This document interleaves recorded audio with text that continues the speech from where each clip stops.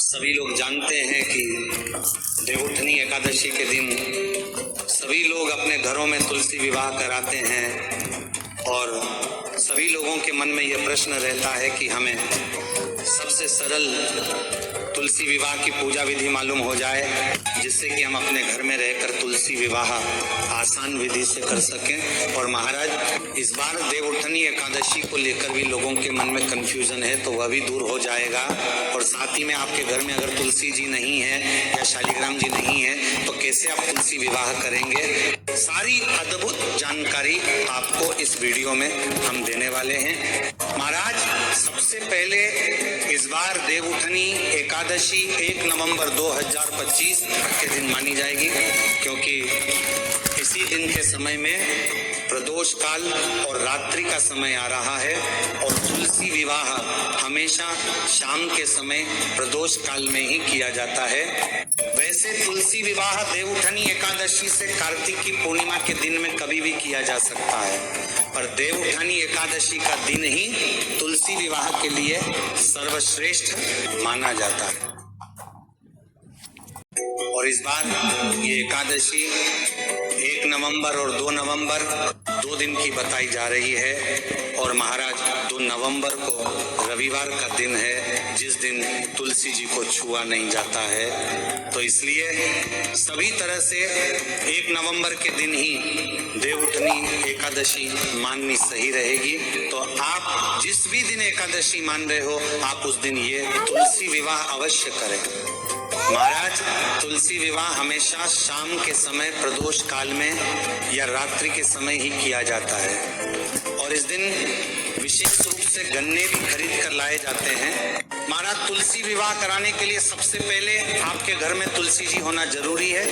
तुलसी जी नहीं है तो आप तुलसी जी का एक पौधा खरीद कर लेकर आए या नया पौधा लगा लें और इसी के साथ में शालिग्राम जी का भी होना बहुत ही आवश्यक है। इसीलिए ये शालिग्राम जी आप मंदिर से या किसी के घर से भी ला सकते हैं और आप अपने खुद के शालिग्राम भी खरीद कर ला सकते हैं। पर अगर शालिग्राम दूसरे के होंगे तो तुलसी विवाह के बाद आपकी तुलसी जी और शालिग्राम जी उन्हीं के घर चले जाएंगे जिनके शालिग्राम जी थे। महाराज इसी के साथ में अगर शालिग्राम ना भी हो तो आप उनकी जगह पर भगवान विष्णु जी की कोई भी फोटो या तस्वीर तुलसी जी के पास में रखकर ये तुलसी विवाह करा सकते हैं। महाराज अब सबसे पहले आप अपने घर में जहाँ पर तुलसी विवाह करने वाले हैं उस जगह को अच्छे से साफ कर ले, पोछा लगा ले। फिर आप उस जगह पर आटे और हल्दी से एक स्वास्तिक बना ले और उसके ऊपर एक पाटा रखकर पीला कपड़ा पाटे के ऊपर बिछा ले। महाराज यहाँ पर एक प्रश्न और आता है कि तुलसी विवाह करने के लिए क्या हमें व्रत रखना पड़ता है? तो ऐसा नहीं है, आप व्रत रखें वह भी अच्छा है और ना रखें वह भी अच्छा है। आप दोनों ही स्थिति में तुलसी विवाह कर सकते हैं। बस तुलसी विवाह वाले दिन शुद्ध और सात्विक भोजन और शुद्धता का ध्यान रखना जरूरी है।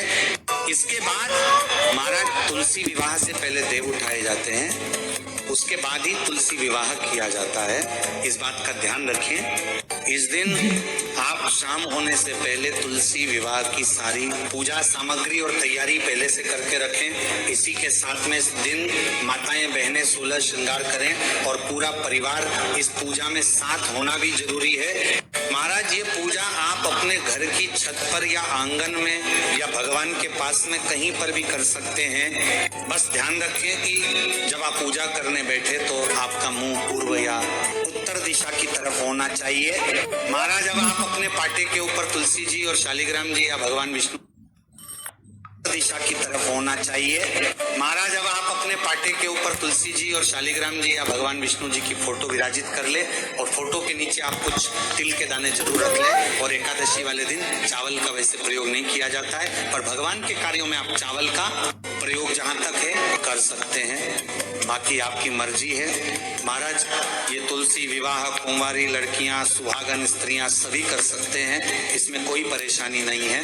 महाराज अब आप पाटी के ऊपर ही कलश की स्थापना कर लें। कलश भगवान के सीधे हाथ की तरफ होगा और कलश में गंगा जल और नॉर्मल जल भरकर उसके अंदर एक सुपारी और सिक्का चंदन, हल्दी की गांठ और सफेद तिल और फूल डालकर ऊपर से आम के पत्ते सजा दें। अब आप एक पानी वाला नारियल लेकर उसका तिलक करके मोली लपेटकर इसे भी कलश के ऊपर रख दीजिए। महाराज इसके बाद में आपको गन्ने की झोपड़ी भी जरूर बननी चाहिए। महाराज इसके बाद में आप तिल का आसन देकर गणेश जी की भी स्थापना करें, क्योंकि हर काम की शुरुआत में गणेश जी जरूर स्थापित किए जाते हैं। अब आप तिल का आसन देकर एक लंबी बत्ती का दीपक भी जला लीजिए। महाराज आप सबसे पहले हम एक लोटे में शुद्ध जल लेकर फूल से सभी भगवानों पर स्नान भाव से थोड़ा जल छिड़केंगे।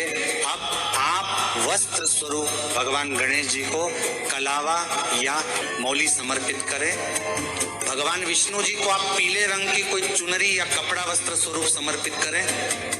अब आप अपने सीधे हाथ की हथेली में एक पीला फूल, थोड़े से तिल के दाने और एक सिक्का लेकर भगवान का आवाहन करें और उनसे प्रार्थना करें कि आज हम आपका तुलसी विवाह करने जा रहे हैं। हमसे कोई गलती हो तो उसके लिए आप हमें क्षमा करें। अब आप सभी भगवान को रोली, कुंकू, हल्दी, चंदन से तिलक करें और सभी भगवानों को थोड़े थोड़े तिल चढ़ाएं।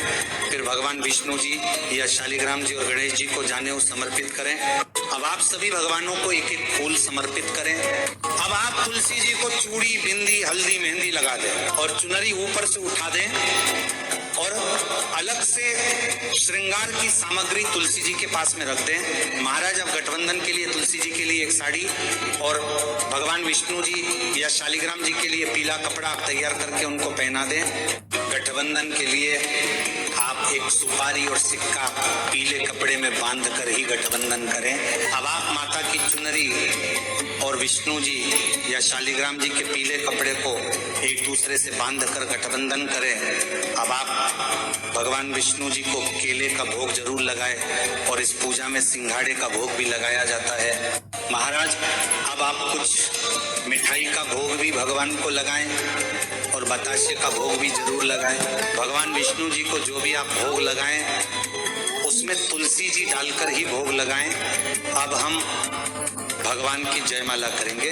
इसके लिए आप 2 फूल की माला पहले से तैयार रखें। तो सबसे पहले आप भगवान विष्णु जी या शालिग्राम जी को एक माला स्पर्श कराकर तुलसी जी को पहना दे और दूसरी माला तुलसी जी को स्पर्श कराकर भगवान विष्णु जी या शालिग्राम जी को पहना दें। महाराज इस विवाह को करने से हमें पूरा कन्यादान का ही फल मिलता है। इसी के साथ में भगवान गणेश जी को दूर्वा भी जरूर चढ़ाएं। अब आप धूप बत्ती या अगरबत्ती जलाकर भगवान को धूप दीप दे दे। इसके बाद महाराज अगर आप हवन करना चाहते हैं तो कन्नड़ा को जलाकर घी की 5 आहुति दे दीजिएगा। हवन हो जाने के बाद आप थोड़ा सा जल हवन के आसपास छिड़क दे। महाराज अब हमें सिंदूर दान करेंगे। इसके लिए सबसे पहले सिंदूर की डिब्बी लेकर और एक सिक्का लेकर उसमें सिंदूर लेकर भगवान विष्णु जी से छुआकर 5 बार तुलसी जी को सिंदूर चढ़ा दें। महाराज अब फेरी करने होते हैं, जिसके लिए घर के कोई बड़े पुरुष विष्णु जी या शालिग्राम जी को ले लेते हैं और घर की बड़ी स्त्री तुलसी जी को उठाकर फेरे कराती हैं। पहले 4 फेरे में तुलसी जी आगे रहेंगी और बाकी 3 फेरे में भगवान विष्णु जी या शालिग्राम जी आगे रहेंगे।